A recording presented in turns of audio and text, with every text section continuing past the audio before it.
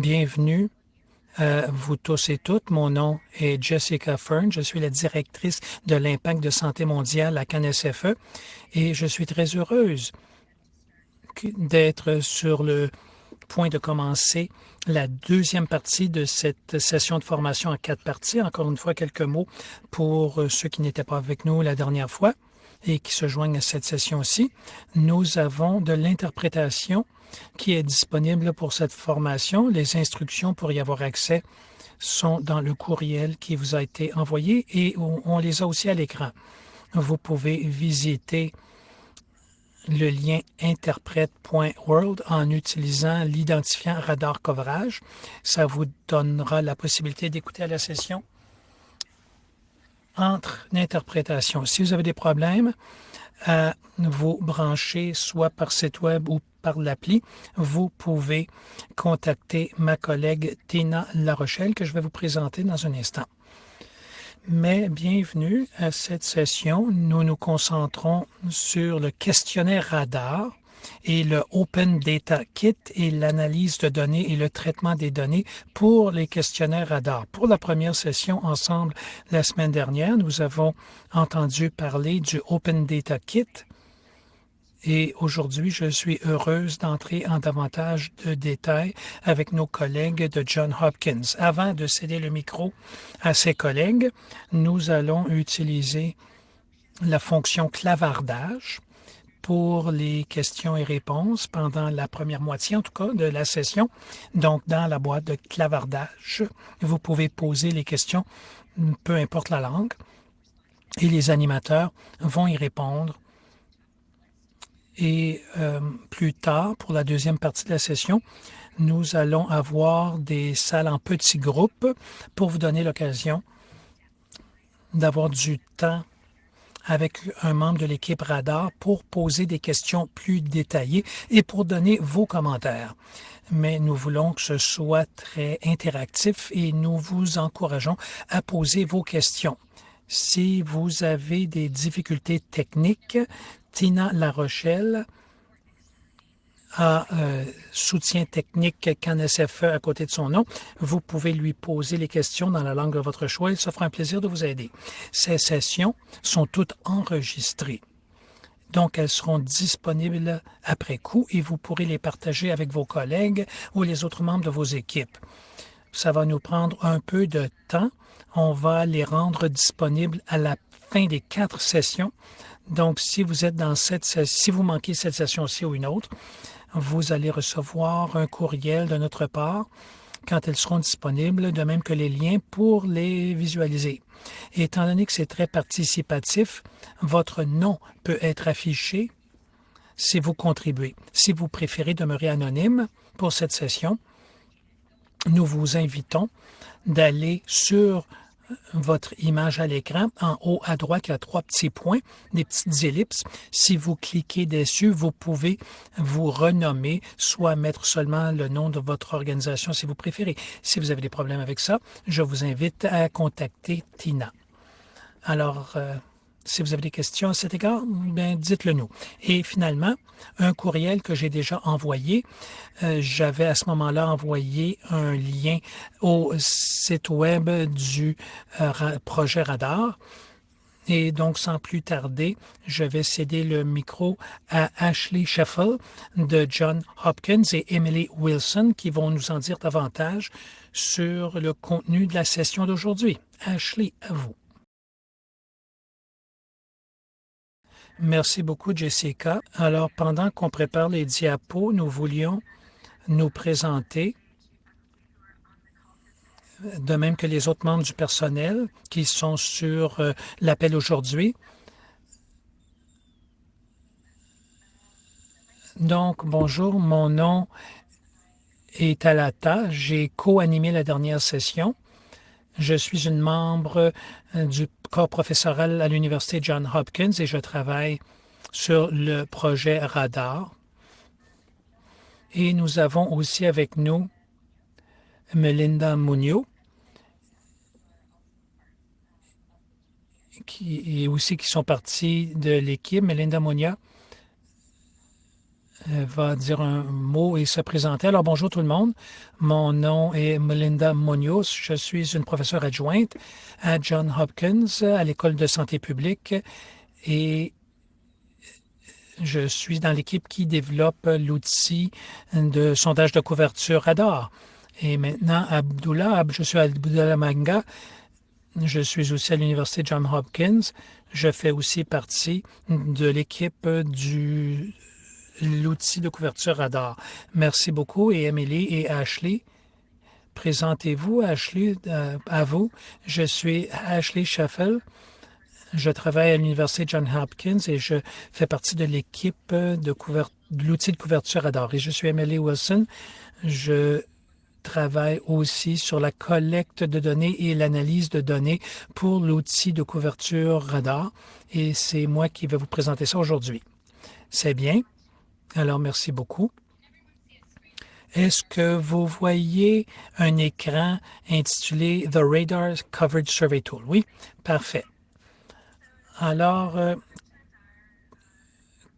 notre présentation aujourd'hui va couvrir le Open Data Kit. C'est avec notre questionnaire électronique, de même que nos outils d'analyse et de traitement des données. Notre objectif aujourd'hui, c'est de présenter, obtenir des commentaires sur le questionnaire radar dans ODK et présenter aussi les commentaires sur l'outil de gestion et d'analyse données radar. Alors, ça va être une session sur la trousse d'outils, mais sous forme d'introduction.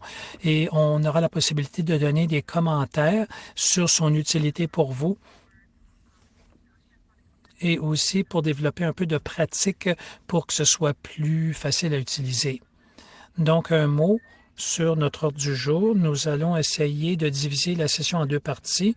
La première moitié va se concentrer sur le questionnaire radar dans ODK. Nous allons commencer avec une présentation de survol donnée par Émilie et ensuite nous allons avoir une session en pratique en grand groupe où nous allons travailler avec un questionnaire ODK et on va apprendre à utiliser ODK pour l'outil radar. Et la deuxième partie de l'atelier se concentrera sur la gestion et l'analyse de données. Et nous allons avoir une présentation de survol sur le questionnaire radar et ensuite, on va se diviser en petits groupes pour faire une analyse des données de couverture. Et finalement, nous allons revenir en plénière à la fin pour obtenir vos commentaires et parler du sondage Google et des commentaires de clôture. Et si vous avez des questions, des commentaires, posez-les au fur et à mesure.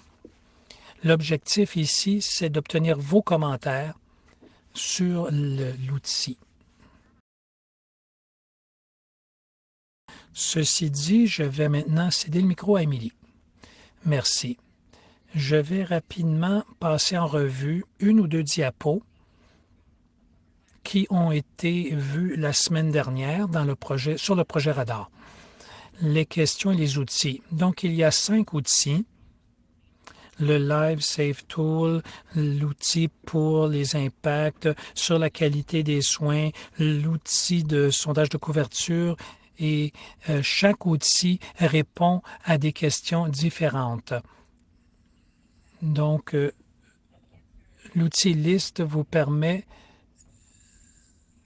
de déterminer quelles questions vont avoir le plus grand impact. L'outil d'impact du modèle détermine si le programme est mis en place tel que planifié et s'il obtient les impacts planifiés. L'outil d'évaluation de la qualité des soins nous permet de savoir quels services sont utilisés par la population cible. Et pour la couverture, c'est ce qui intéresse cette série de webinaires. Nous sommes intéressés à savoir si les besoins qui ont besoin d'intervention les reçoivent. Et liste couvre aussi à savoir quels sont les impacts prévus du programme et à savoir s'ils ont lieu ou pas, et sinon, pourquoi pas. Et aussi,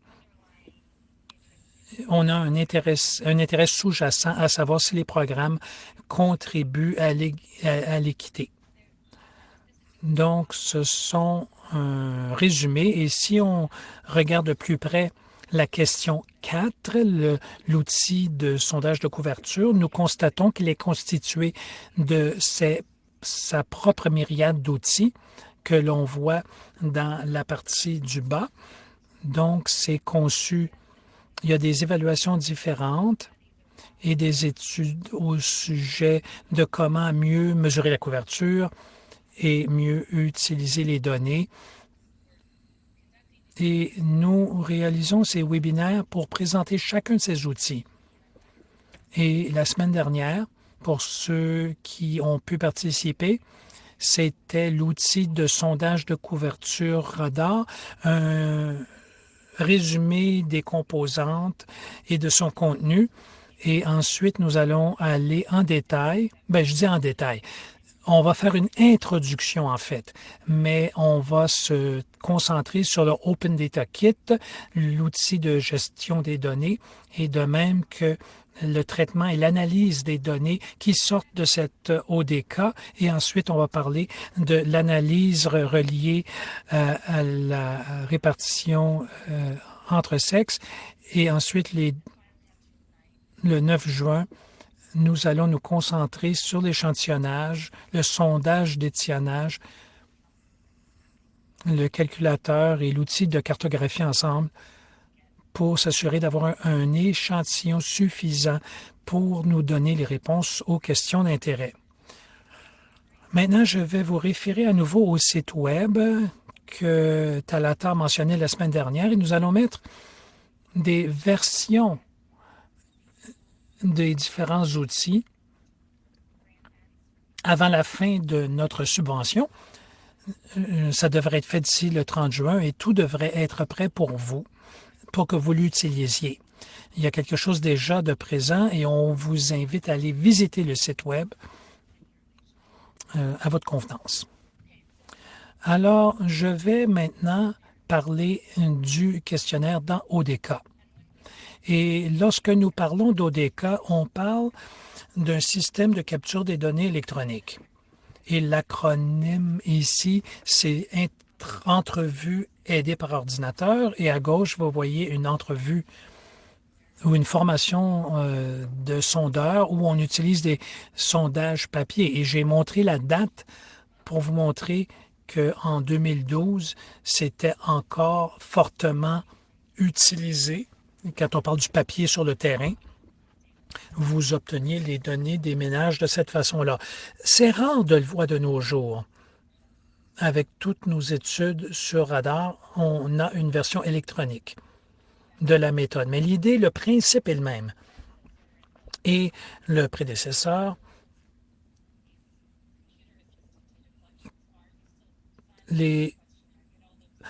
avant de passer à la version électronique, il faut quand même développer votre questionnaire sur papier et ensuite, vous êtes obligé de programmer votre sondage électronique. Mais une fois que c'est fait, vous pouvez éliminer l'entrée double de données, la duplication d'entrée de données. Et si vous avez des problèmes sur le terrain et si les intervieweurs le préfèrent, parce que ça prend en compte leurs habitudes. Donc, c'est plus facile d'y aller en mode électronique qu'en papier. Et aussi, vous obtenez vos résultats beaucoup plus rapidement. Donc, ODK est une plateforme parmi plusieurs qui vous permettent de faire cette capture de données électroniques. C'est celle que nous avons choisie pour Radar pour plusieurs raisons. Laissez-moi vous les présenter rapidement. C'est gratuit, c'est un logiciel libre qui a un bon forum d'utilisateurs et un bon soutien. Ça existe depuis assez longtemps pour qu'il y ait assez de gens qui peuvent vous aider et souvent gratuitement. Et il y a des tiers qui ont développé des entreprises autour, donc vous pourriez les embaucher pour vous aider. Les formulaires sont écrits et édités dans Excel, comparés à plusieurs interfaces utilisateurs où les gens doivent apprendre un nouveau logiciel. Dans Excel, plusieurs personnes connaissent déjà ce logiciel à l'échelle mondiale. Le développement est perpétuel. Ça a démarré par un projet de sabbatique développé chez Google en 2008 et ensuite c'est passé à l'Université de Washington en 2009 et maintenant c'est soutenu par une communauté d'utilisateurs et c'est soutenu maintenant par une communauté d'utilisateurs. Il y a un comité directeur qui détermine quels sont les outils nouveaux requis et ceux qui ont besoin d'être renouvelés, mais c'est un logiciel libre à cet égard. Donc, vous pouvez ajouter à cette technologie si vous voulez vraiment embarquer dans le projet. Ça, c'est une diapo un peu chargée, mais à la fin de la session, intuitivement, j'espère que vous allez comprendre le principe. Ce qui est important ici, c'est que le système ODK est une série d'outils interreliés qui se parlent. Et ces outils sont les questionnaires qui sont l'outil ODK s'appelle le XLS Form, le serveur qui s'appelle l'ODK agrégé, les tablettes qui s'appelle ODK Collect et le processus de récupération de données qu'on appelle le ODK Briefcase. Vous pouvez utiliser un seul de ces outils ou les utiliser de concert et ils sont conçus pour être interreliés. Maintenant, parlons de chaque outil. Et le premier, c'est le questionnaire ODK. C'est un endroit, c'est un point de départ. C'est un formulaire XLS en soi dans Excel. Vous avez des chiffriers avec des colonnes, etc. C'est un format de formulaire XLS. Normalement, il y a trois chiffriers, trois feuilles plutôt. Une feuille sondage qui contient 3 colonnes, le type de question, le nom de la variable, quand vous allez analyser vos données, et ensuite une étiquette de variable. Chaque rangée est une question, normalement. Certaines des rangées peuvent être des données secondaires que vous essayez de calculer, par exemple, le nombre de femmes admissibles, par exemple. Et la feuille de calcul de choix est constituée de 3 colonnes obligatoires, de même que des options supplémentaires si vous vouliez ajouter si vous voulez le rendre bilingue ou trilingue, par exemple. Et la feuille des choix, ce sont les options de réponse dans l'entrevue. Et finalement, la feuille des paramètres settings précise les noms propres, et ça, vous allez voir pourquoi c'est important.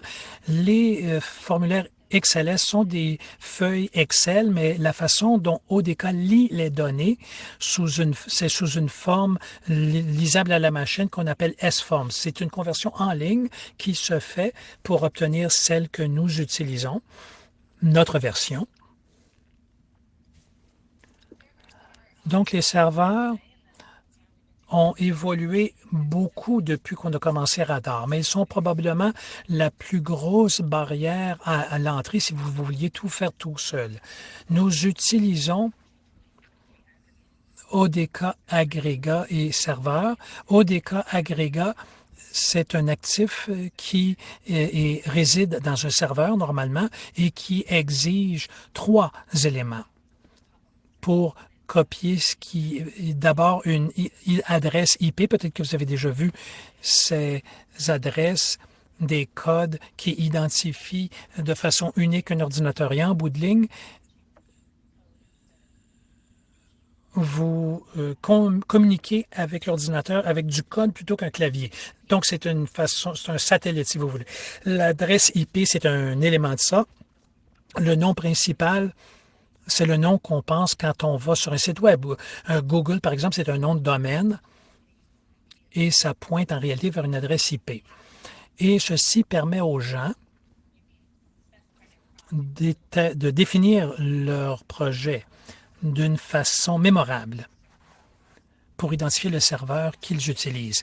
ODK Aggregate est l'appli qui est le contenant pour les données qui entrent et sortent de la partie centrale de l'outil ODK.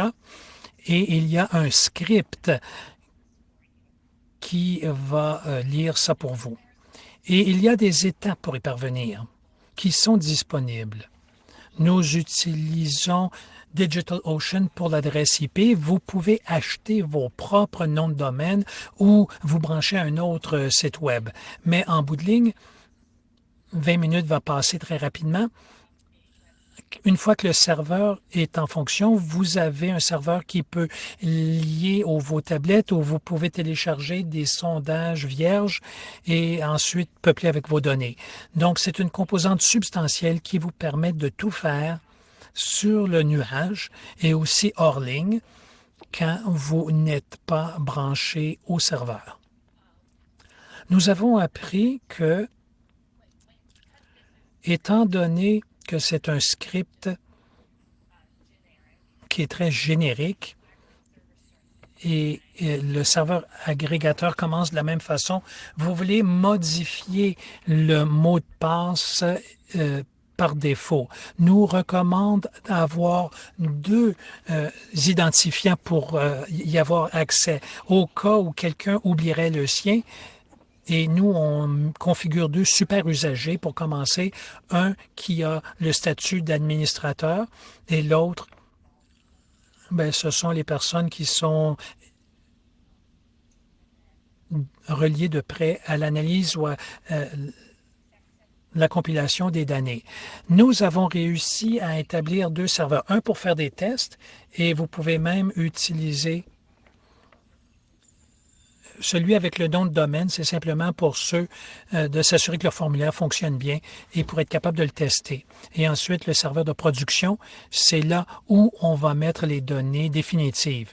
Et les deux peuvent être utilisés de façon concurrente si jamais il y a des problèmes, et c'est quelque chose qui arrive fréquemment. Et finalement, un commentaire rapide sur les serveurs. Vous n'êtes pas obligé d'utiliser un nom de domaine. Normalement, on le fait pour le serveur de production pour deux raisons. C'est plus facile de s'en souvenir et ça chiffre les données. Si quelqu'un, par exemple, essayait de pirater votre serveur. Donc, sur la tablette, la troisième composante de ce survol ODK, ODK Collect est une appli Android qui remplace le formulaire papier. Une fois que vous avez installé l'appli, à moins que vous ne remettiez les données sur le serveur, ça fonctionne sans Internet au besoin. Mais pendant l'entrevue, vous n'êtes pas obligé d'être relié à l'Internet. Vous pouvez stocker des données dans l'appli. Ensuite, quand vous retournez dans une zone avec de l'Internet, vous pouvez les télécharger vers le serveur. C'est flexible. Vous pouvez utiliser plusieurs types de données. Et les données numériques, vous pouvez avoir des données d'emplacement, audio, images, etc. Et tout ça est téléchargé automatiquement. Et la dernière version est sur le magasin Google Play.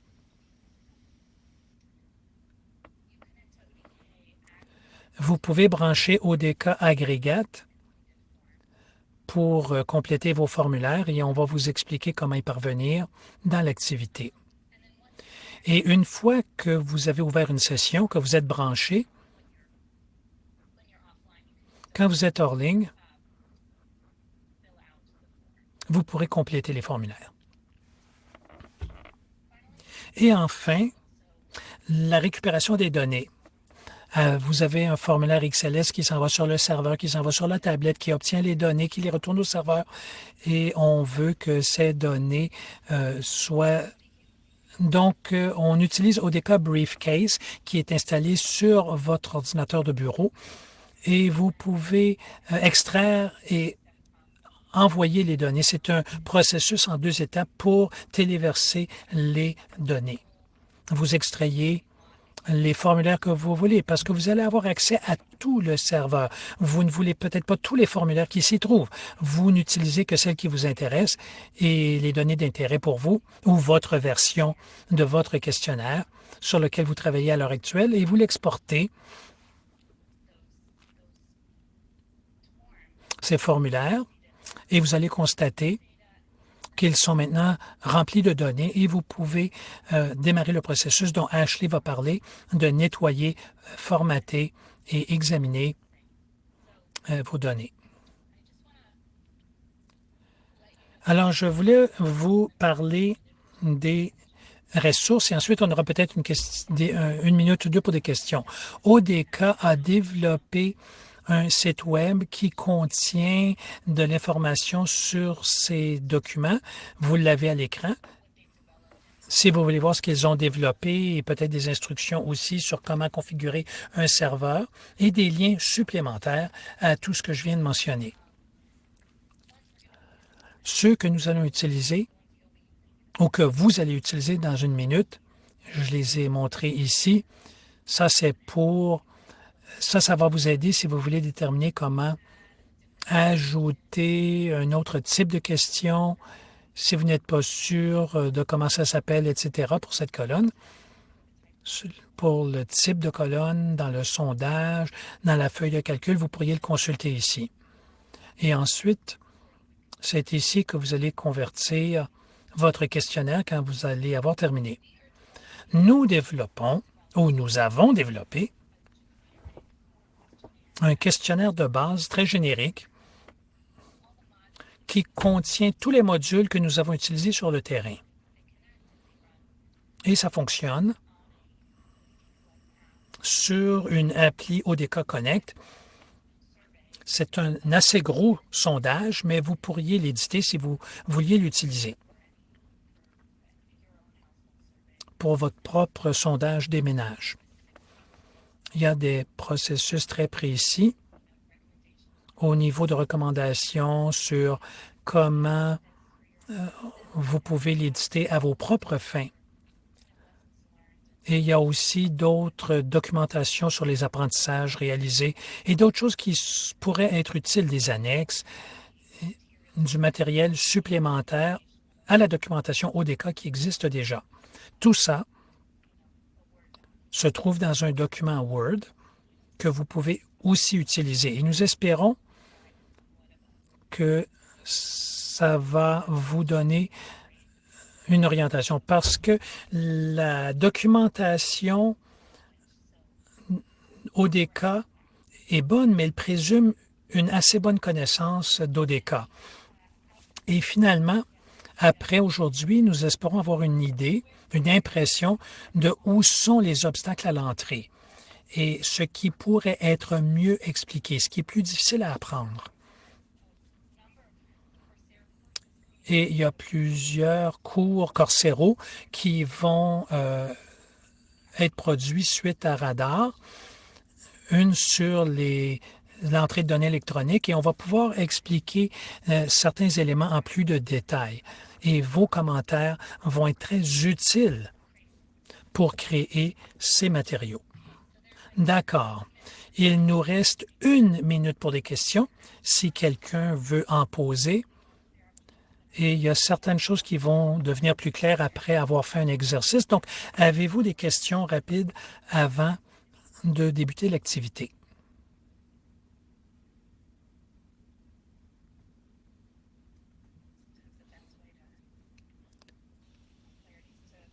Des fois, c'est la meilleure façon d'apprendre, c'est d'essayer.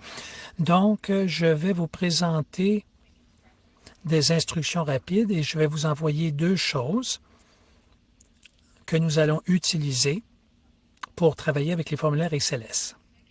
Encore une fois, nous essayons d'explorer les outils ODK et on veut vous donner un survol de tous ces outils afin de voir si c'est facile ou difficile à apprendre. Après la prochaine diapo, Talata va vous donner des instructions sur ce qu'on va faire et comme survol. Et ensuite,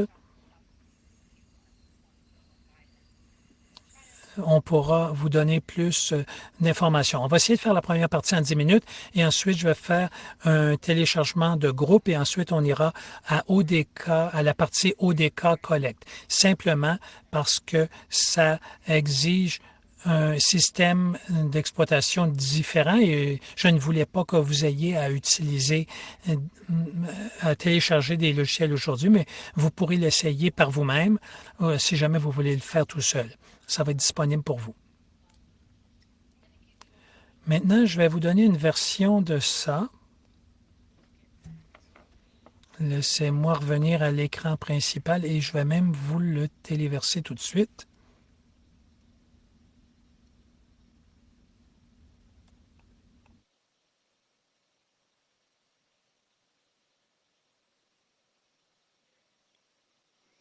Alors voici les instructions liées à l'activité. Nous aurons au fond un formulaire au format XLS. C'est juste pour se familiariser un peu avec l'outil.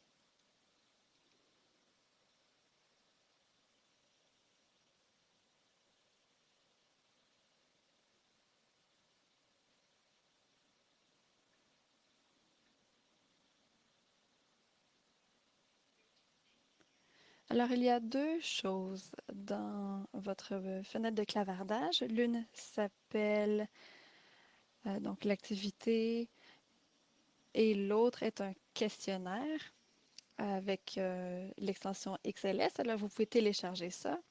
Et ensuite, je vais partager mon écran et on peut passer à travers.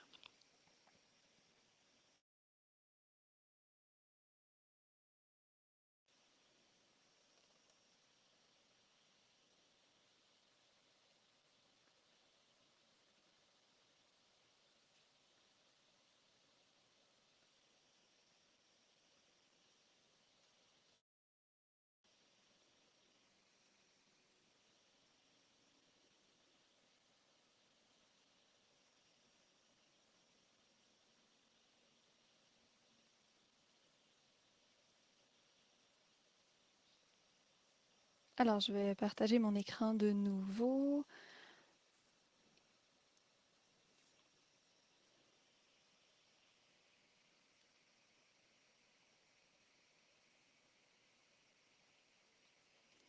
Alors, si vous avez pu télécharger les consignes, vous voyez à l'écran, vous voyez la partie 1 ici? Oui, parfait. Alors, ici, l'activité, on va créer un questionnaire.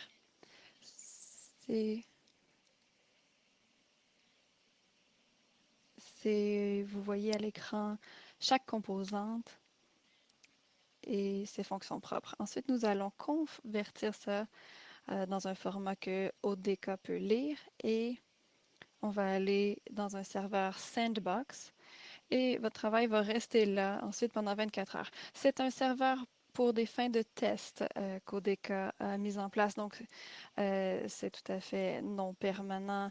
Il l'efface chaque 24 heures ou 48 heures. Alors, c'est vraiment seulement pour faire des tests, se familiariser avec le processus. Vous devez avoir un abonnement à DigitalOcean ou quelque chose dans le genre si vous voulez garder votre travail par après. Alors, est-ce que tout le monde a pu télécharger le fichier de travail?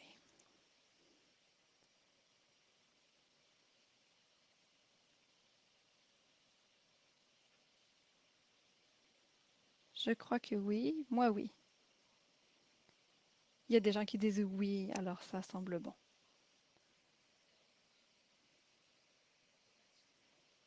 Parfait. Alors, on va passer aux consignes plus détaillées. Vous avez les trois onglets. Vous avez l'onglet Survey ou sondage ou enquête. Alors, ce sont ici les questions et les étiquettes liées à vos questions. Vous avez le nom de la variable et le type de question. Donc, ça peut être une question fermée ou une question à choix multiple, etc. Donc, dans les questions fermées, ici, on va avoir certains choix de réponses. Donc, les réponses acceptables sont oui ou non pour ce groupe de questions. Alors, oui correspond à 1 et non correspond à 2.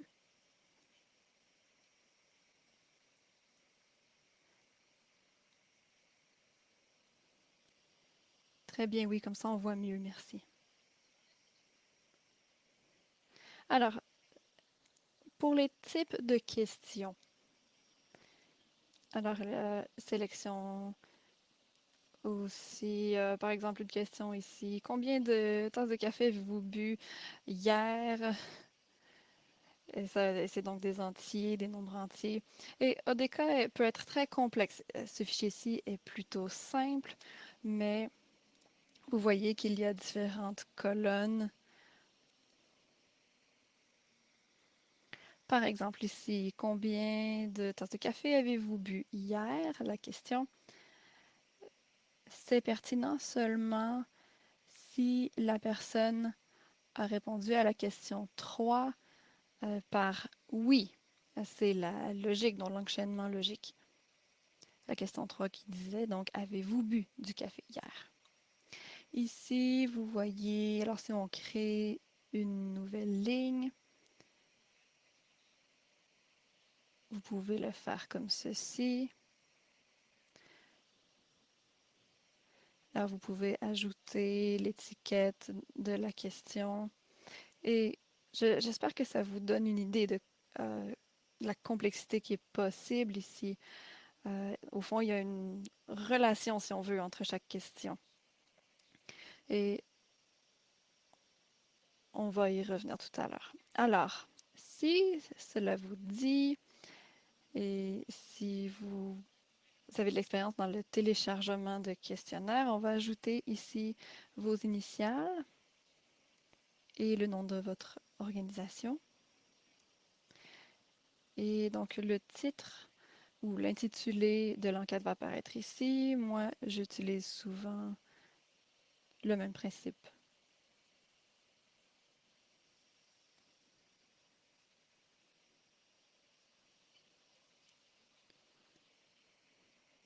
Et on peut y aller comme ceci, avec, comme je disais, vos initiales, votre organisation. C'est juste pour voir à qui appartient le questionnaire. Et ensuite, on enregistre le fichier. Ensuite, si on passe à la deuxième étape. La première étape, c'était juste pour personnaliser le contenu et changer l'identifiant du questionnaire. Une fois que c'est sauvegardé, bien enregistré, on peut passer à la deuxième étape. Vous avez le lien ici. Ça vous mène à un site web. Ça vous permet donc d'aller sélectionner le fichier en question. Voilà. Alors, vous allez le chercher dans le répertoire où vous l'avez sauvegardé.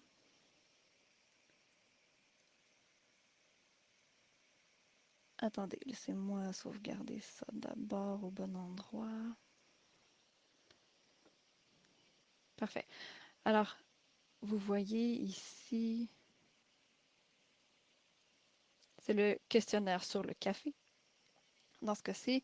Alors, ça peut prendre 1 minute ou plus si votre sondage est plus long. Et voilà, ensuite vous pouvez convertir et télécharger le formulaire. C'est la version qu'ODK utilise. Alors voilà, j'ai téléchargé le fichier, je l'ai déposé sur le bureau. Et ensuite, on passe à l'étape numéro 3, donc pour le téléversement du formulaire. Alors, vous allez ici sur ODK, gestion du formulaire, ajouter un formulaire ou téléverser un formulaire. Et ici, vous voyez l'extension XML et vous téléversez donc votre formulaire. Vous pourriez avoir affiché un message d'erreur, par exemple, si vous avez des doublons, des choses comme ça, mais normalement, vous allez avoir une confirmation que l'opération a été réussie. Alors, voici ça, c'est ce que je testais avant aujourd'hui. Vous voyez ici, j'ai ajouté mes initiales.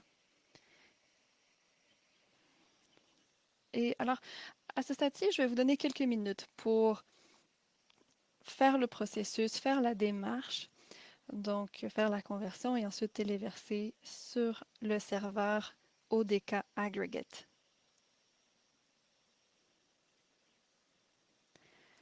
C'est vraiment juste deux liens, un pour la conversion et l'autre pour téléverser dans le serveur.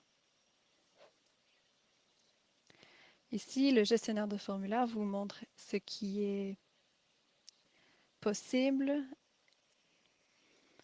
Et vous voyez ici, par exemple, ça, ce sont des formulaires vierges dans lesquels on va ajouter des données plus tard, une fois qu'on sera rendu là.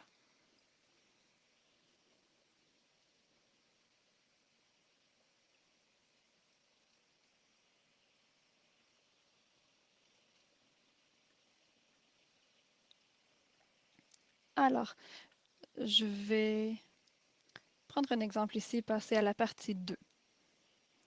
Si vous avez un appareil Android et vous aimeriez donc essayer ça par vous-même, vous pouvez télécharger l'application ODK Collect et télécharger ODK Briefcase aussi. Je ne veux pas trop m'étaler là-dessus car notre temps est limité, mais je veux juste vous montrer rapidement. Une fois que votre formulaire est déposé sur le serveur, la marche à suivre est détaillée ici. Alors voilà, je vais pouvoir vous laisser faire cela par vous-même plus tard.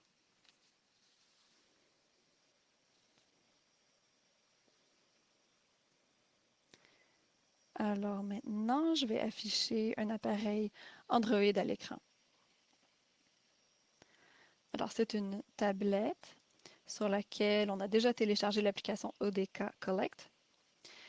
Si vous avez besoin de l'application, vous allez tout simplement sur Google Play Store, vous faites une recherche ODK Collect et vous téléchargez l'application.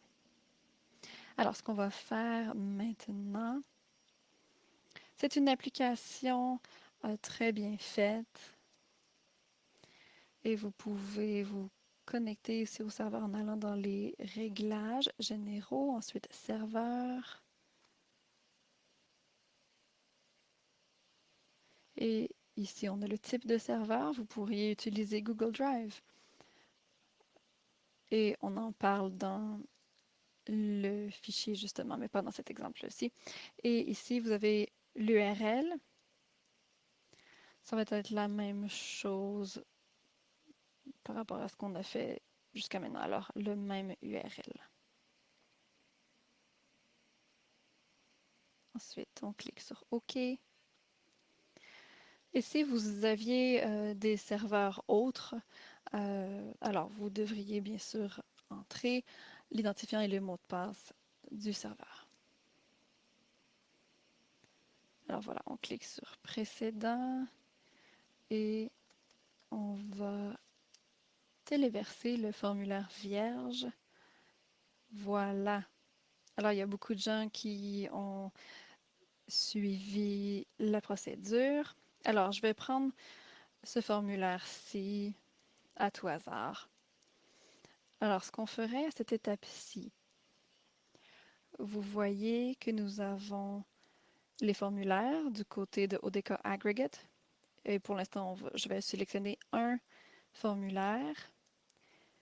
Alors voilà, je le sélectionne et j'y accède. Et l'étape suivante, une fois que vous avez le formulaire, c'est de le remplir. Et pour ce faire, je pourrais me déconnecter d'Internet. Le formulaire est accessible donc hors ligne. Alors, je vais remplir le formulaire. Alors, disons que oui, j'ai bu du café hier. Et disons que j'en ai pris 2 tasses avec beaucoup de sucre.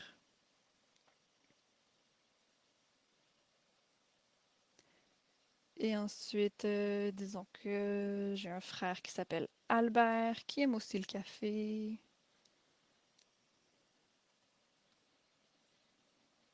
Et voilà. Alors, à ce stade-ci, je pourrais ajouter d'autres personnes, mais voilà. On va garder l'exemple simple. Alors, la liste est-elle exacte? Oui. Parfait. Alors, lorsqu'on arrive à la fin du sondage, à la dernière question, vous allez avoir ce petit message ici par défaut et vous sauvegardez donc le formulaire.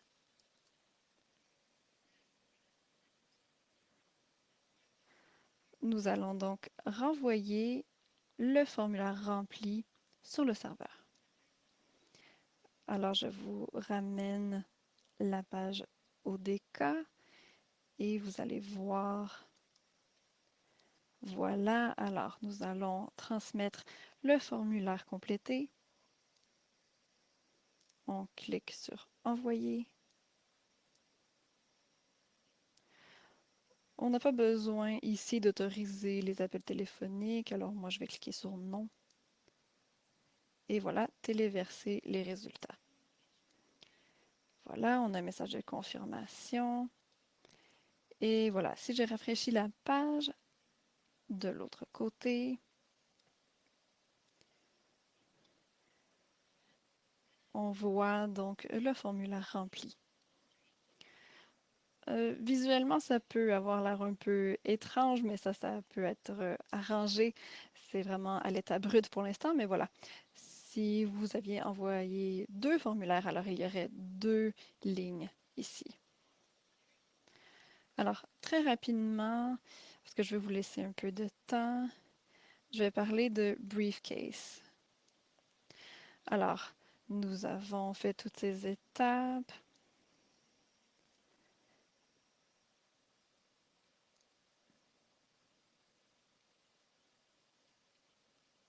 Vous pouvez, à ce point-ci, télécharger Briefcase. Briefcase, on peut l'avoir à partir de GitHub.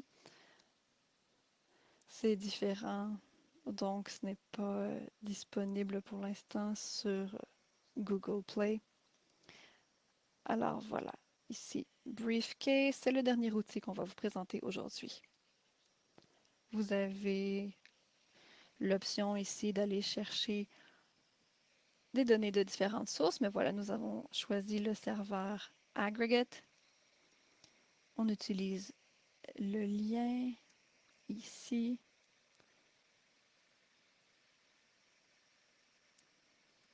On copie l'URL. Ah, ici, Mélodie, il y a une question à votre intention qui nous vient de la fenêtre de clavardage.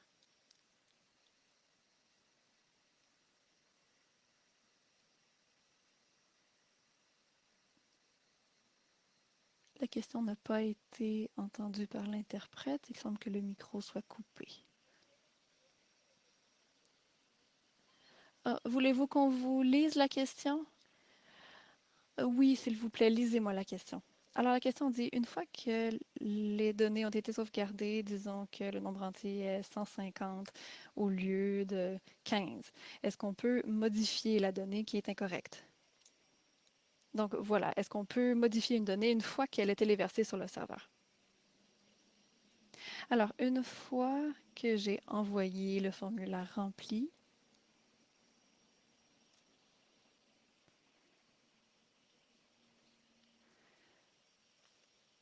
on n'y a plus accès. Alors, avant de l'envoyer, ici, on a l'option Modifier formulaire sauvegardé. Mais une fois qu'on le transmet sur le serveur, il n'y a pas d'option non pour le modifier. Il y a d'autres outils dans la série d'outils ODK qui vous permet de le faire, mais c'est autre chose. Et c'est unidirectionnel à ce moment-là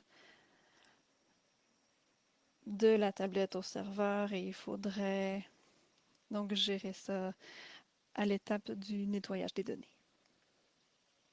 C'est une bonne question.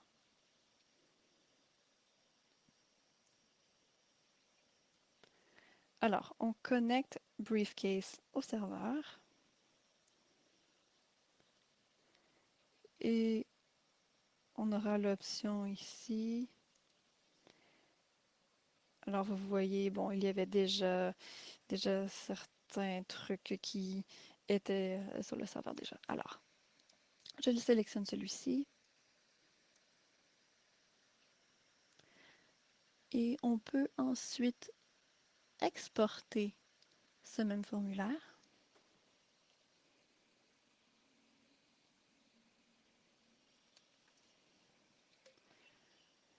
Normalement, je vérifie ici juste question de s'assurer que le répertoire est le bon. Et vous pouvez le modifier, bien sûr, mais il y a une configuration par défaut ici. Accès à des options ici, par exemple, si vous voulez inclure fichier. Donc, vous avez les différentes options à cocher ici.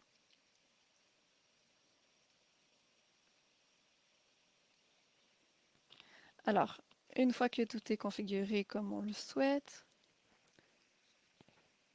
on peut procéder et voilà, après l'exportation, voilà. Donc, vous voyez les deux formulaires ici qui se trouvent dans le répertoire de destination. On avait une section sur le frère, donc qui était un sous-formulaire. Alors, vous l'avez ici séparément. Et voilà, on ira plus en détail là-dessus pour savoir comment faire pour avoir les données brutes. Alors voilà, vous avez la première partie ici et ensuite le module concernant les frères et sœurs séparément. Disons que c'est une enquête ménage de 10 000 ménages. Vous pourriez utiliser cela et utiliser les identificateurs. Alors voilà, ça ressemble à ça pour le processus ici. Nous avons peu de temps, alors je sais que ça fait beaucoup de contenu à digérer. Et si vous n'avez jamais vu cela auparavant, je suis désolée, c'est un peu rapide, mais je voulais vraiment faire un survol des outils disponibles. Et voilà, on veut que ce soit donc disponible pour vous et pour vos projets. Avez-vous...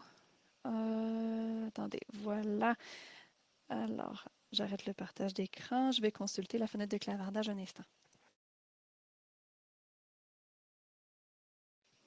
Alors, Émilie, pendant que les gens réfléchissent à des questions, j'aimerais ajouter quelque chose. Merci beaucoup pour ce survol.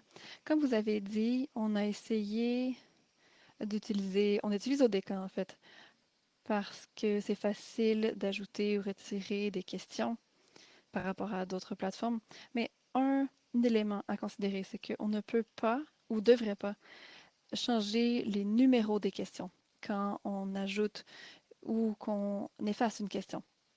Alors, si vous insérez une question entre, disons, les questions CB2 et CB3, on ne veut pas renuméroter toutes les questions du module parce qu'à ce moment-là, les scripts auront de la difficulté à s'ajuster. Alors, on veut s'assurer de faire bien attention à la numérotation des questions pour que ça n'ait pas de mauvaises conséquences à l'étape de l'analyse des données. Oui, oui, effectivement. Tout est très étroitement intégré. Et effectivement, on ne veut pas sous-estimer cet aspect-là. Si on a 1000 rangées, euh, ça, ça a effectivement des répercussions. C'est plus facile d'utiliser donc des numéros, de nouveaux numéros. si, disons, vous souhaitez déplacer les questions 4 et 5 ou les effacer, alors ne vous en faites pas. On peut simplement laisser tomber ces numéros de questions-là et sauter de, disons, la question 3 à la question 6 ou peu importe.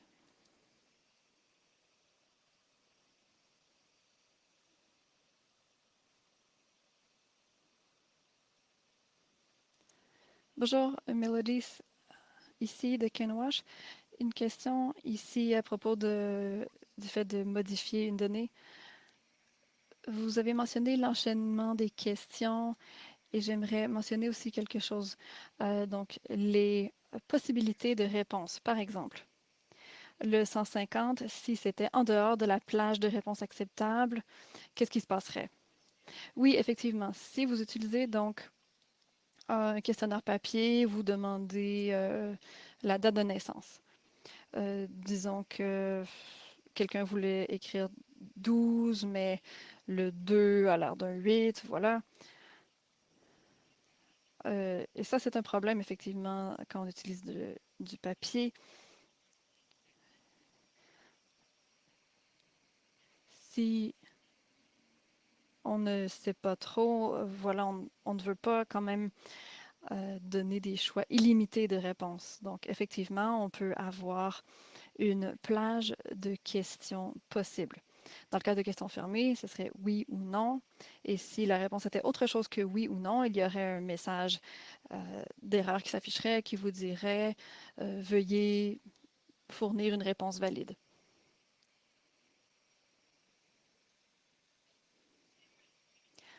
Tamra mentionne que, bien sûr, en saisissant des données avec un clavier, il est possible de faire des erreurs également, de faire des coquilles.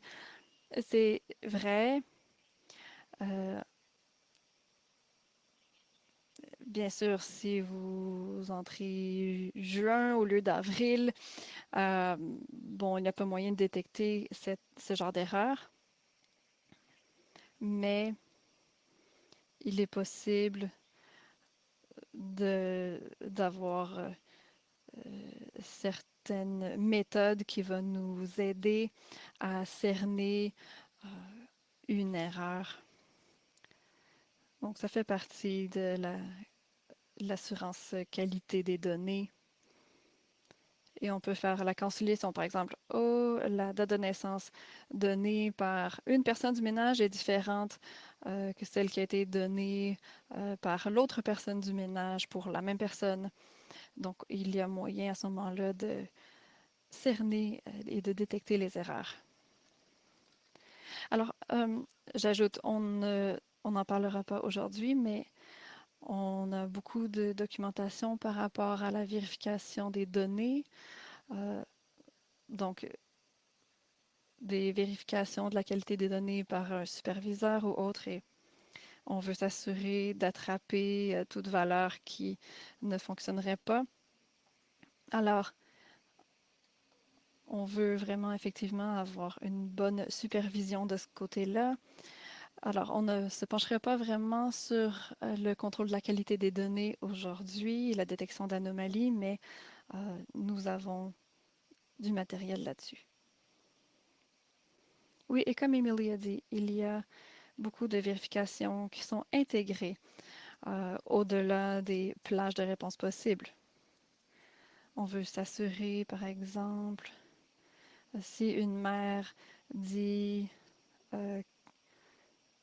que la date de naissance de son dernier enfant est telle date et quelqu'un d'autre dit une autre chose, alors l'application va afficher un message d'erreur. Mais bien sûr, les incohérences sont encore possibles dans la saisie des données.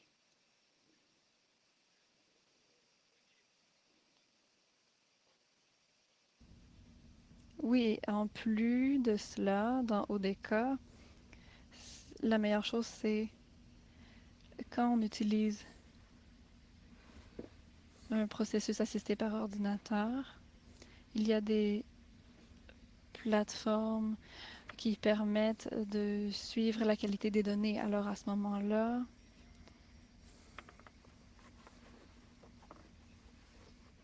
on a différents outils qui peuvent permettre de vérifier la qualité des données.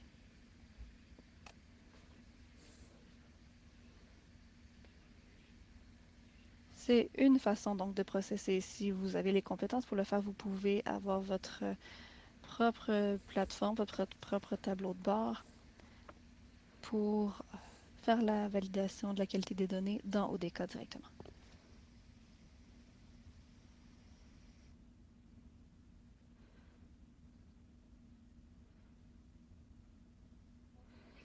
Alors, merci. Je vais maintenant céder le micro à Ashley.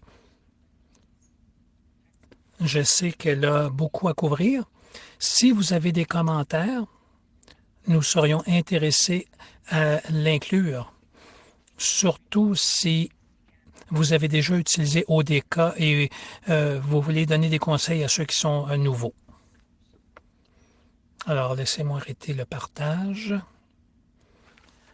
Alors, je vais maintenant partager mon écran, mais avant de faire ça, je vais vous montrer les ressources pour l'analyse, la section analyse des données. Alors, laissez-moi partager mon écran.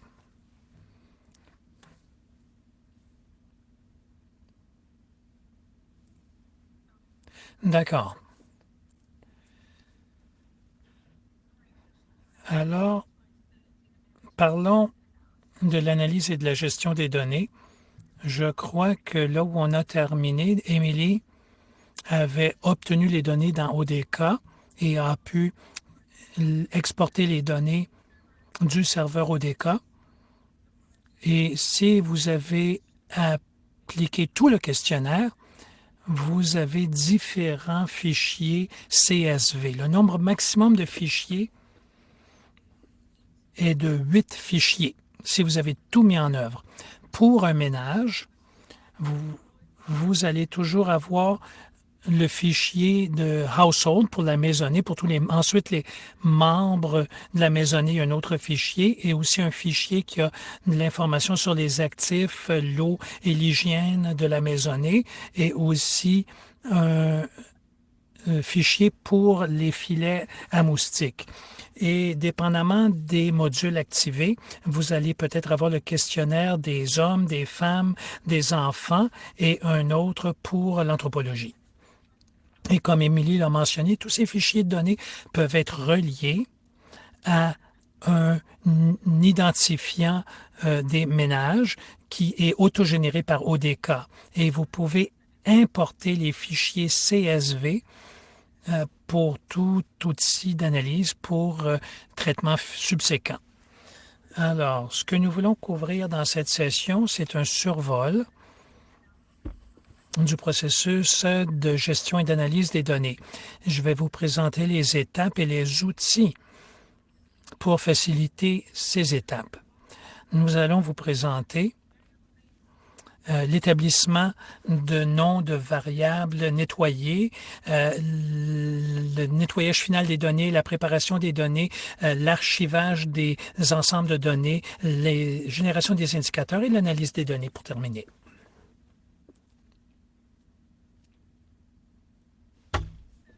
Donc, pour le traitement et l'analyse des données, ces outils sont disponibles sous forme de fichiers .do et de scripts et on utilise Stata parce que c'est relativement facile à utiliser. La courbe d'apprentissage est moins élevée que pour d'autres logiciels statistiques. Les noms des variables ne changent pas. En autant que vous ne les changiez pas, vous pouvez exécuter les scripts sur ce qui sort de Radar ou du questionnaire ODK. Donc, si vous faites des modifications, en autant que vous commenciez avec le questionnaire Radar ODK et que vous ne changez pas les noms de variables, vous pouvez utiliser les scripts. Si vous changez les numérotations de vos questions, comme on vous l'a dit plus tôt, vous allez être obligé de tout mettre à jour. Donc, c'est pour ça qu'on vous recommande de ne pas changer les... Mais vous pouvez adapter les numéros en fonction du pays, mais vous ne devriez pas changer alors des questions. Donc, les scripts d'analyse vont être disponibles sur le site web Radar quand ils seront finalisés.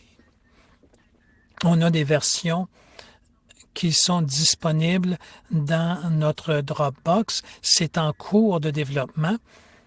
Certains sont plus avancés que d'autres, mais on veut faire des ajustements au questionnaire final. Et on veut vous permettre de consulter les ressources dans leur état actuel. Donc, la première étape, nettoyer les noms de variables. Comme je vous l'ai dit, ODK a des fichiers CSV et les noms de variables ne sont pas toujours très intuitifs. Donc, la première étape, c'est d'importer les fichiers d'ODK et de nettoyer les noms de variables pour que ça respecte les conventions en fonction des numéros de questions. Et encore une fois, c'est très important. Les scripts d'analyse sont conçus pour fonctionner sur les questionnaires Radar ODK. Donc, si les noms de variables ne viennent pas du questionnaire, il faut les mettre à jour dans les scripts. Et le script pour nettoyer les noms de variables s'appelle cleanvariablenames.do et si vous faites des modifications, il faudra que vous fassiez des modifications pour tenir compte de vos modifications, soit les ajouts ou les omissions. La deuxième étape sera le nettoyage définitif des données qui va être divisé en deux parties. La première partie du nettoyage des données, ça va être l'étiquetage des variables, l'étiquetage des ensembles de valeurs, donc pour convertir les 1 et 2 en oui et non, et évaluer les variables administratives ou système et décider quelles conserver, quelles éliminer, et vérifier que les options de siècle, mois, jour sont correctes. Il y a des questions qui vont vouloir être recodées. On a des variables binaires qui souvent ont été encodées comme 1, oui, 2, non, et on faudra les recoder comme étant 0 et 1.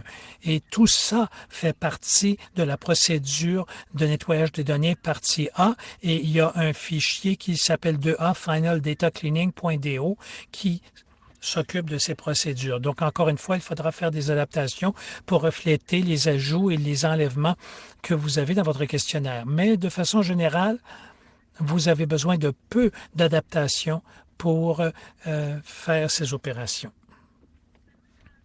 Ensuite, nous avons la partie B du nettoyage de données et ça, c'est une vérification de congruité.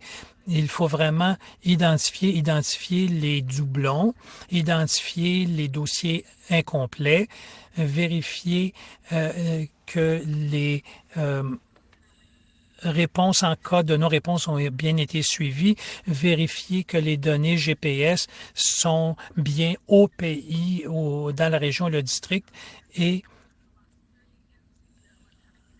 ensuite, vous pouvez faire une double vérification avant de finaliser l'ensemble de données. Ça, c'est difficile à automatiser parce qu'il y en a plusieurs qui sont propres au pays. Donc, on a mis des codes dans le fichier qui s'appelle 2A Final Data Cleaning, mais il faut que ce soit fait pour chaque application et adapté. Et c'est pour ça qu'on a mis 2A plutôt que 2B. 2A, ce sont des adaptations mineures et 2B, c'est plus intense comme adaptation requise. Alors, une fois que notre nettoyage définitif est terminé, on passe à la préparation des données qui inclut les étapes suivantes. Une, c'est la fusion des questionnaires. si notre questionnaire vient de ODK version 8, et on aura peut-être besoin d'inclure des sections, par exemple, du module propre au ménage, venant des questionnaires pour les hommes ou les femmes, par exemple. Par exemple, on pourrait vouloir ajouter de l'information sur des données propres aux femmes qui ont eu des enfants ou pas. Et on va vouloir peut-être calculer notre indice de richesse, avoir des variables de catégorie, par exemple des variables liées à l'âge, des variables liées à l'éducation, au statut conjugal, etc.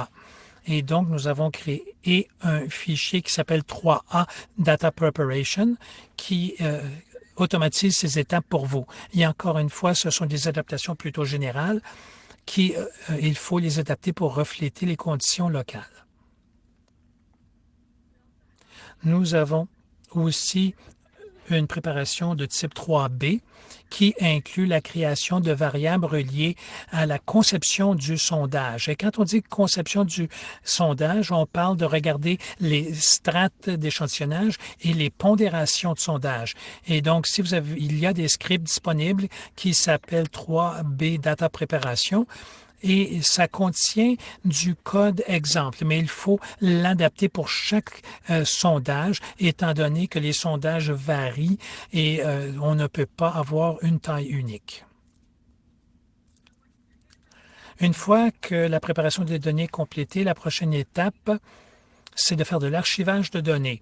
Vous avez maintenant des données nettoyées, votre préparation des données est faite, vous avez un ensemble de données définitifs et maintenant vous êtes prêt à archiver vos données pour pouvoir les utiliser. Donc, l'archivage inclut normalement l'élimination de tout identifiant des ensembles de données, les noms, date de naissance. On peut soit déplacer ou enlever les coordonnées GPS dépendamment des politiques institutionnelles. Et il faut ensuite exporter les données sous forme de différents types de fichiers, Excel, RStata, et créer un fichier README qui explique le contenu des données et comment on peut utiliser les ensembles de données les uns par rapport aux autres. Et finalement, nous recommandons de sauvegarder les ensembles de données, les fichiers README et les questionnaires.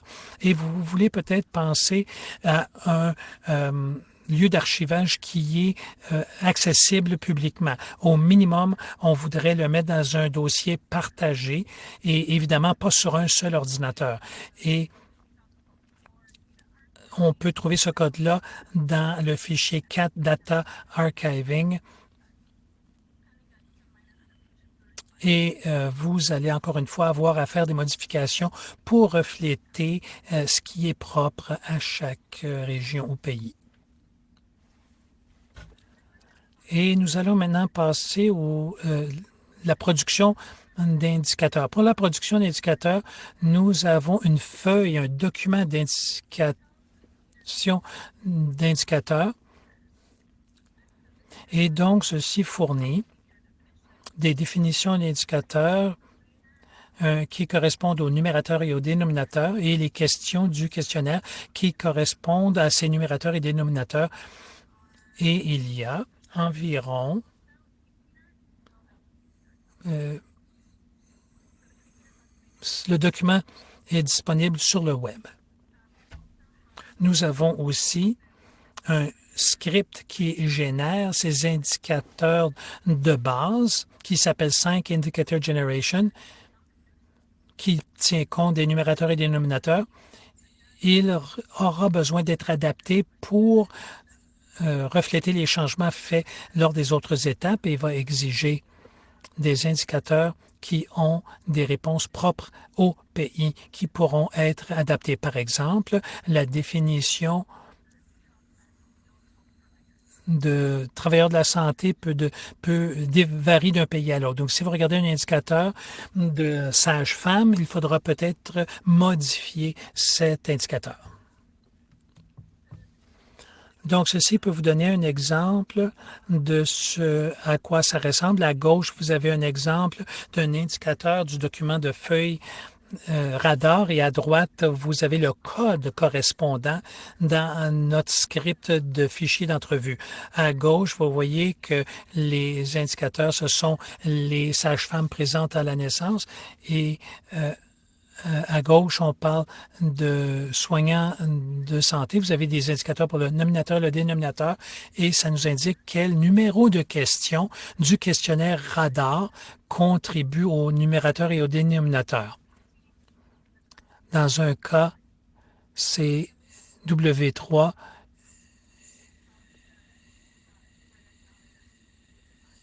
et comment chacun est utilisé. Et lorsqu'on regarde le code à droite, on voit comment ça a été opérationnalisé. Et nous allons regarder ça en plus de détails dans notre exercice pratique dans quelques instants. Donc, au niveau une fois que les indicateurs sont tout préparés, on peut passer à l'analyse de données.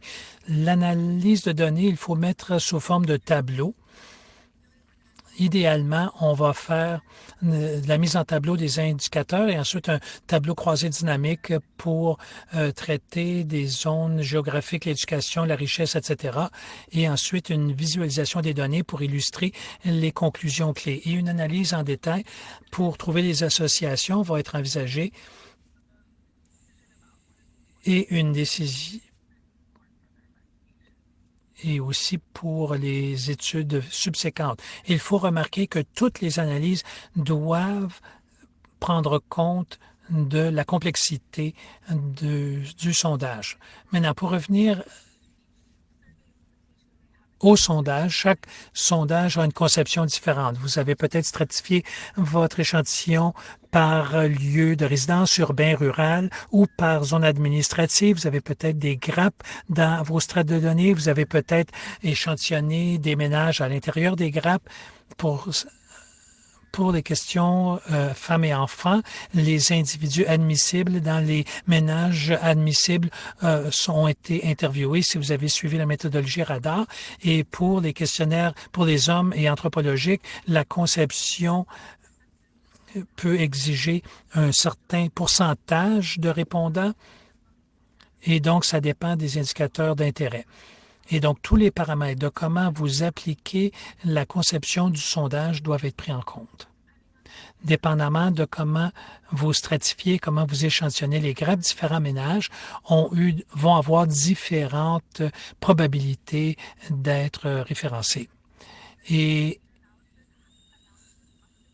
les résultats d'analyse de données doivent prendre en compte la conception du sondage pour donner des évaluations précises. C'est-à-dire qu'il faut prendre en compte le poids de l'échantillonnage, le regroupement en grappes et la stratification. Et donc, pour mettre sur pied un script d'analyse qui s'appelle SysData Analysis, qui donne du code exemple sur comment prendre en compte la conception du sondage et comment pondérer et construire vos tableaux. C'est un code offert à titre d'exemple et il faut l'adapter en fonction de votre propre sondage. Donc, ceci met fin au survol du processus de sondage pour le traitement et l'analyse des données. Ce que nous voulons maintenant faire, c'est passer le temps qui vient pour une session de pratique. Mais avant de faire ça, je vais vous demander si vous avez des questions. Je sais que c'est un survol plutôt rapide.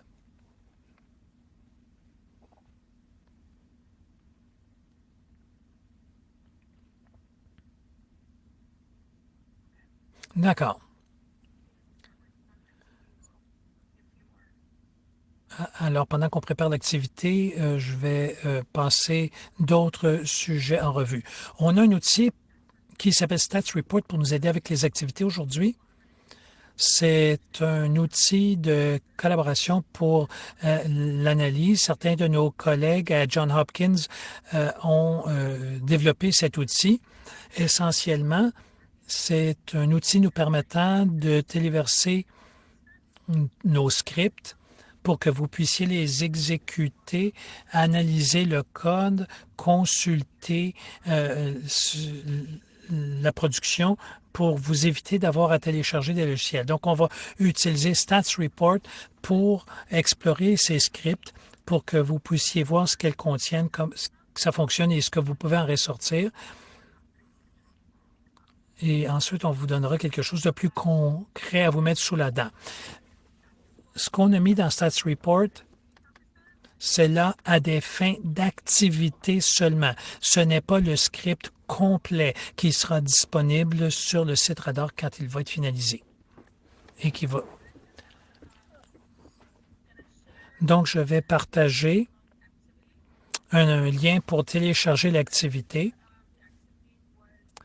L'activité a été conçue pour que vous puissiez explorer la génération des indicateurs et les scripts exemples et pour que vous puissiez comprendre si c'est facile à utiliser pour vous. Et on apprécierait vos commentaires au fur et à mesure que vous passez à travers l'activité. Il y a des instructions détaillées. Je vais les partager dans la fenêtre de cavardage. Il y a des données de base et ensuite détaillées. Et pour l'activité, on va se séparer en petits groupes pour que les gens puissent travailler ensemble sur l'activité. On va vous laisser de 20 à 25 minutes et ensuite on va revenir en plénière pour une brève discussion. Donc, vous pouvez allumer vos micros, vos vidéos, partager vos écrans et vous pourrez travailler ensemble sur l'activité de façon informelle. Et donc, pour l'activité, vous allez pouvoir utiliser les feuilles d'indicateurs de radar et les questionnaires. On les a rendus disponibles pour téléchargement à partir du site Web. Identifier les questions requises pour mesurer un indicateur choisi, c'est la première étape. Et ensuite, vous allez pouvoir utiliser Stats Report pour exécuter les scripts et générer les indicateurs. Et ensuite, vous allez voir l'exploration du script de génération d'indicateurs pour voir si les questions que vous avez identifiées de l'étape numéro 1 ont effectivement été utilisées dans le script de génération des indicateurs. Et finalement, vous allez pouvoir utiliser Stats Report pour générer une évaluation de couverture pour votre indicateur d'intérêt en utilisant et vous allez pouvoir créer une évaluation nationale par l'urbanicité, par le niveau de richesse et créer aussi quelques graphiques, d'histogrammes et d'autres graphiques aussi. Donc, je vais maintenant voir si je peux partager l'activité dans la boîte de clavardage et voir s'il y a des questions avant que les gens ne puissent se diviser en groupes. Donc, je vous invite à télécharger un exemplaire des fichiers que Ashley partage et ensuite vous pourrez aller dans vos salles d'exercice en groupe. Donc, j'espère que tout le monde va pouvoir aller dans sa salle de groupe. Il est 1h24 présentement. Alors, est-ce qu'on y va pendant 25 minutes? Oui. D'accord. Donc, j'espère que nous allons réussir à aller dans les salles en petits groupes et on va pouvoir revenir ici 1 minute avant la fin de la session en petit groupe. Vous allez voir un message apparaître et nous allons pouvoir à ce moment-là revenir en plénière. Bienvenue de retour. Je crois que la plupart des gens sont revenus, alors allons-y. Oui, alors nous avons quelques minutes encore. J'aimerais donner l'occasion aux gens de commenter sur ce qu'ils ont vu aujourd'hui, sur les activités qu'on a faites, de demander quoi que ce soit à propos des outils. Est-ce qu'il y avait des obstacles particuliers par rapport à la collecte de données, à leur analyse?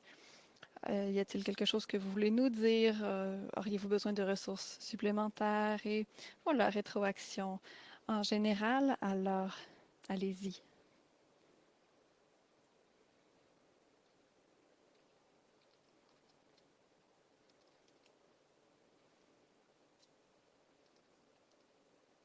Et je vous rappelle aussi, si vous voulez intervenir, vous pouvez poser vos questions dans la fenêtre de clavardage ou alors utiliser votre micro. Alors, je crois qu'on reçoit des questions par le clavardage. Alors, la langue d'interface des outils. Alors, il y a le français, l'anglais, mais on pose la question par rapport à l'espagnol ou d'autres langues. Une autre question ici par rapport à la compatibilité avec un autre outil.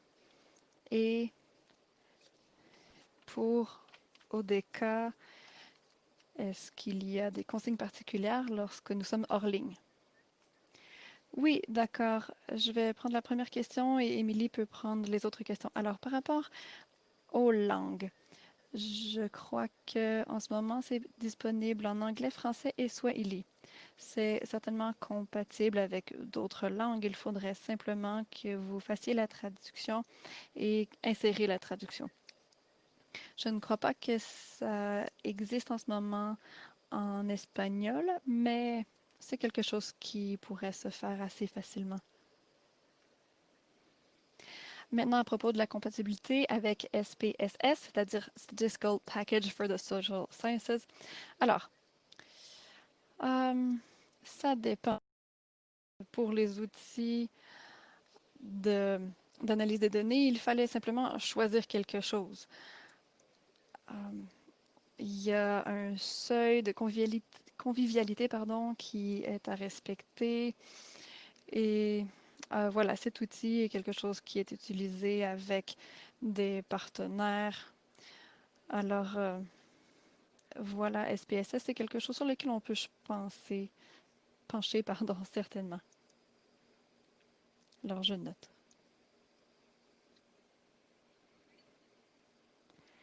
Et par rapport à l'usage d'ODK hors ligne, la plupart du temps, quand on collecte les données ou quand on utilise le fichier XLS, tout cela peut être fait hors ligne. Il y a certaines choses qui sont nécessaires. Par exemple, il faut accéder au serveur pour obtenir le formulaire et pour le renvoyer une fois qu'il est rempli. Il n'y a pas de manière de contourner cette nécessité. Donc oui, il faut avoir accès à Internet. Mais, par exemple, lorsque vous convertissez d'un format à un autre, il y a une possibilité donc d'utiliser un convertisseur en ligne ou hors ligne. Alors, si il y a une option pour ne pas utiliser le Wi-Fi ou Internet, alors c'est inclus dans les consignes. Oui, et j'aimerais ajouter, il y a des éléments, des étapes où effectivement il faut avoir accès à Internet. Mais les sondeurs, alors qu'ils collectent les données sur le terrain, n'ont pas besoin d'être connectés à Internet.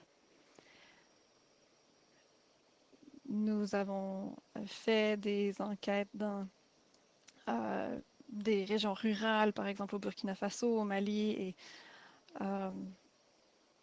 parfois il s'écoulait plusieurs jours avant que le sondeur puisse connecter l'appareil à Internet, mais lorsqu'il le faisait, alors les formulaires étaient bel et bien téléversés. Donc c'est tout à fait faisable.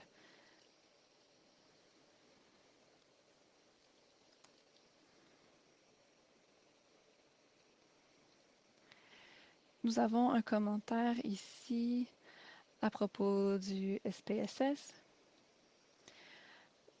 Auparavant, il y avait des bugs par rapport au poids d'enquête, mais maintenant, les bugs ont été réglés. Oui, effectivement, ça fait longtemps que j'ai utilisé SPSS, alors je ne sais pas ce qu'il en est. de leur côté. Mais voilà, merci pour cette remarque.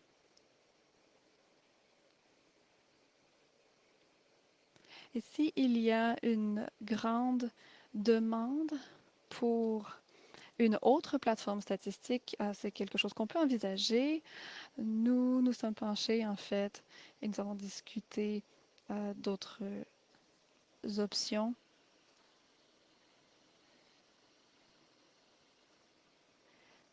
Mais voilà, la plupart des autres options sont moins faciles à utiliser et nous n'avons pas reçu vraiment de demandes très fortes pour d'autres plateformes.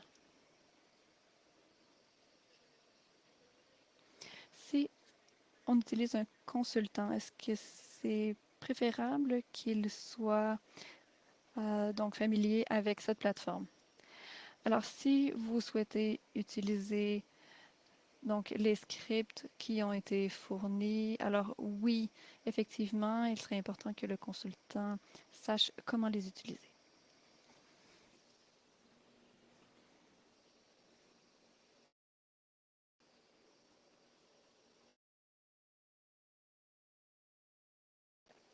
Alors, on attend les dernières questions. En attendant, j'aimerais faire juste une petite remarque.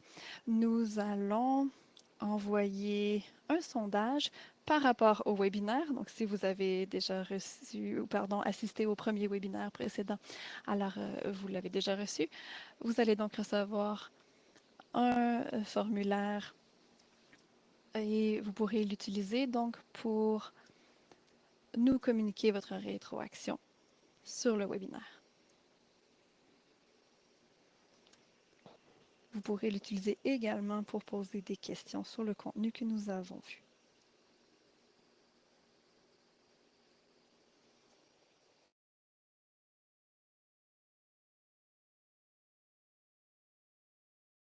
Bien, alors je vois qu'il n'y a pas de nouvelles questions.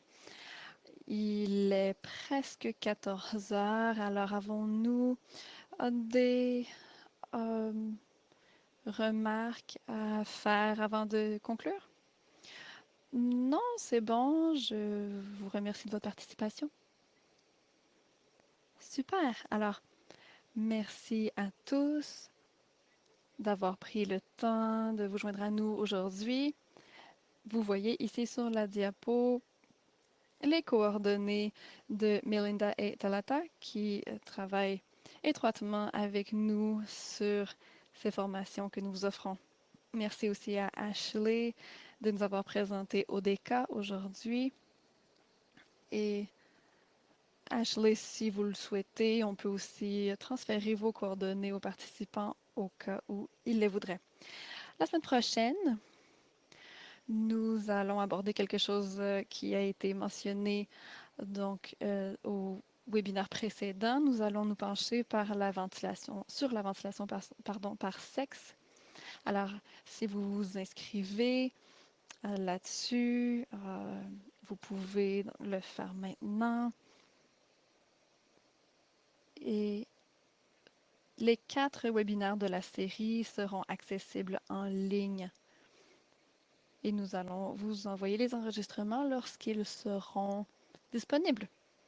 Alors, merci beaucoup à notre équipe, à l'équipe Radar et aux gens de Johns Hopkins Bloomberg. Alors, merci beaucoup et à la semaine prochaine.